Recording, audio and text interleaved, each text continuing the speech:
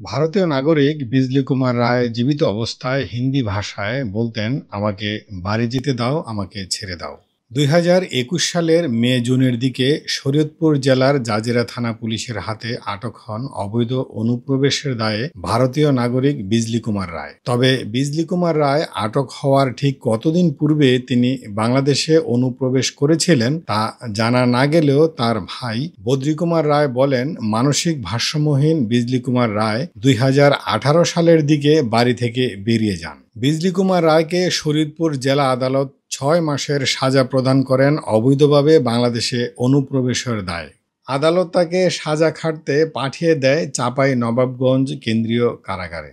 সাজার মেয়াদ শেষ হলে চাঁপাই নবাবগঞ্জ কেন্দ্রীয় কারা কর্তৃপক্ষ ও বিজিবি মিলে বিজলি কুমার রায়কে ভারতে ফেরত পাঠাতে চেয়েছিলেন, কিন্তু সে সময় বিজলি কুমার রায়ের কোনো বৈধ কর্তৃপক্ষ না থাকায় ভারতের পুলিশ ও বিএসএফ তাকে গ্রহণ করতে অপারগতা জানায়। ফলে মানসিক ভারসাম্যহীন বিজলি কুমার রায় চাঁপাই নবাবগঞ্জ কেন্দ্রীয় কারাগারে আটক থাকে। বিজলি কুমার রায়ের ভারতে ফিরে যাওয়ার ব্যাপারটি প্রায় অসম্ভব হয়ে পড়ে, কিন্তু না, তার পরিবারকে খুঁজে দিতে পারেন এমন একজন মানুষ যার নাম মোহাম্মদ শামসুল হুদা।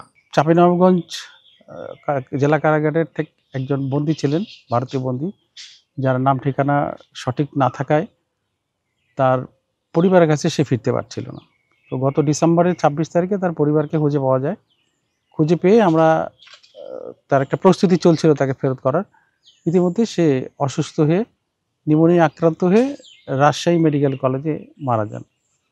তা মারা যাওয়ার পর তাকে তার পরিবারকে অবহিত করা হয়। অবহিত করার পর আমরা আবার নতুন করে তাকে কাগজপত্র রেডি করে আজকে তাকে তার ভাইয়ের হাতে ফেরত দেওয়ার ব্যবস্থা করছি।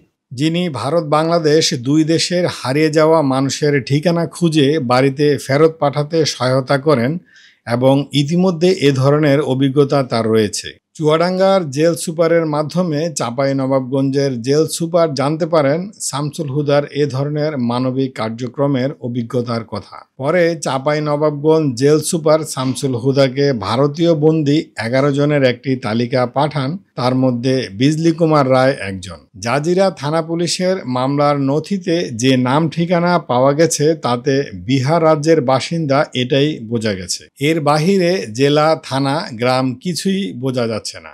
শুরু হলো শামসুল হুদার যুদ্ধ, বিজলি কুমার রায়ের পরিবারকে খুঁজে বের করা।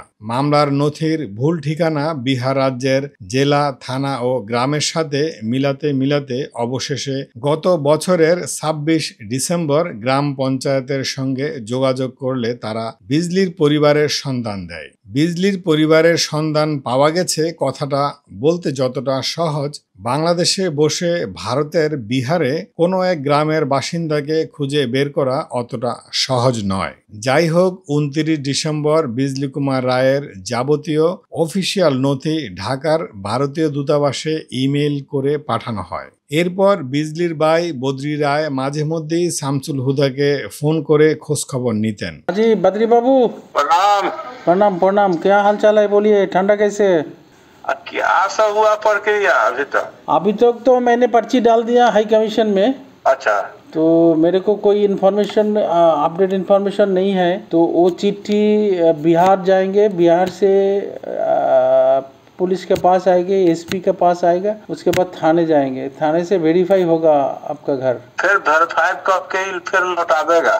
हाँ, उसके बाद वो जो चिट्ठी बांग्लादेश लौटेंगे तब फाइनल होगा कब जाएंगे वो लोग। বদ্রী বেশ কয়েকবার অনুরোধ করেছিলেন তার ভাইয়ের সঙ্গে কথা বলতে, কিন্তু জেল কর্তৃপক্ষের নিষেধাজ্ঞা থাকায় সরাসরি তার সঙ্গে কথা বলে দেওয়া সম্ভব হয়নি। তবে বর্তমান পরিস্থিতিতে তাকে দেখতে কেমন এরকম কয়েকটি ছবি বদ্রী রায়কে পাঠানো হয়েছিল। গত 15 জানুয়ারি বদ্রী রায় শামসুল হুদাকে ফোনে জানান বাংলাদেশ থেকে কেউ একজন তাকে ফোন করেছিলেন। শামসুল হুদা সেই নম্বর নিয়ে যোগাযোগ করলে জানতে পারেন নাম্বারটি রাজশাহী জেল সুপারের। জেল সুপার শামসুল হুদাকে বলেন, ভাই, একটা দুর্ঘটনা ঘটে গেছে। বিজলি কুমার রায় গত 4 দিন আগে চাঁপাইনবাবগঞ্জ থেকে অসুস্থ অবস্থায় রাজশাহী মেডিকেল কলেজ হাসপাতালে ভর্তি হয়েছিল। 15 জানুয়ারি তার মৃত্যু হয়েছে।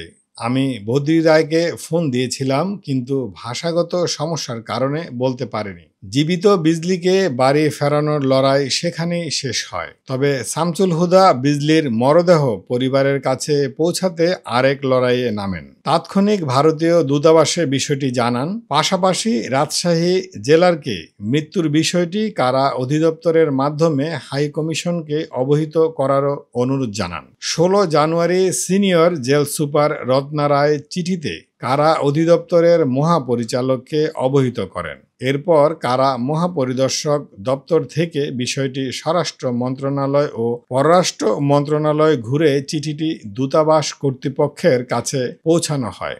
ঢাকায় ভারতীয় দূতাবাস কর্তৃপক্ষ গত 12 ফেব্রুয়ারি বিজলি রায়ের মরদেহটি পরিবারের কাছে ফিরিয়ে দেওয়ার লক্ষ্যে সরকারি পরিপত্র জারি করে। দূতাবাসের পাঠানো চিঠিটি বাংলাদেশের পররাষ্ট্র মন্ত্রণালয় হয়ে স্বরাষ্ট্র মন্ত্রণালয় ঘুরে কারা অধিদপ্তরের কাছে দ্রুততার সঙ্গে পৌঁছানোর জন্য প্রতিটি মন্ত্রণালয়ের বিভিন্ন পর্যায়ের কর্মকর্তাদের সঙ্গে সরাসরি যোগাযোগ রক্ষা করতে থাকেন শামসুল হুদা। অবশেষে 3 মার্চ হাইকমিশন থেকে পাওয়া চিঠিটি কারা অধিদপ্তরে পাঠানো হলে তার ভিত্তিতে বিজলি রায়ের মরদেহ ছাড়পত্র রাজশাহী জেলা কেন্দ্রীয় কারাগারে পাঠিয়ে দেওয়া হয়। পরদিন বিষয়টি নিয়ে শামসুল হুদা রাজশাহী জেলা কারাগার কর্তৃপক্ষের ডেপুটি জেলার হানিফ আহমেদের সঙ্গে যোগাযোগ করেন। ডেপুটি জেলার তাৎক্ষণিক ব্যবস্থা নেওয়ার আশ্বাস দেন। এরপর বিজিবির রাজশাহী বিভাগের 59 ব্যাটালিয়নের অধিনায়কের মাধ্যমে মরদেহ হস্তান্তরের তারিখ নির্ধারণ করার লক্ষ্যে দুই দেশের সীমান্ত বাহিনীর প্রধানকে চিঠি পাঠানো হয়। ইতিমধ্যে ভারতীয় দূতাবাস কর্তৃপক্ষ মৃতদেহটি রাজশাহী থেকে বিহারের মুজাফফরপুর জেলার মিনাপুরে পৌঁছানোর জন্য দুটি অ্যাম্বুলেন্সের ব্যবস্থা করে রাখে। তারপর শুরু হয় অপেক্ষা।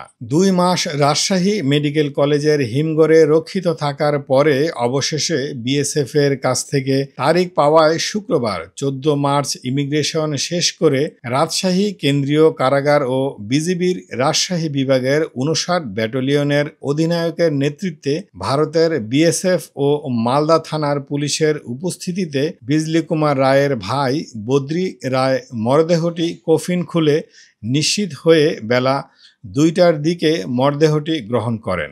শামসুল হুদার প্রায় 3 মাসের অক্লান্ত পরিশ্রমে জীবিত বিজলি কুমার রায়কে দেশের মাটিতে ফেরত পাঠাতে না পারলেও মৃত পাঠাতে সক্ষম হয়েছেন। এটাই সত্যিকারের মানবতা।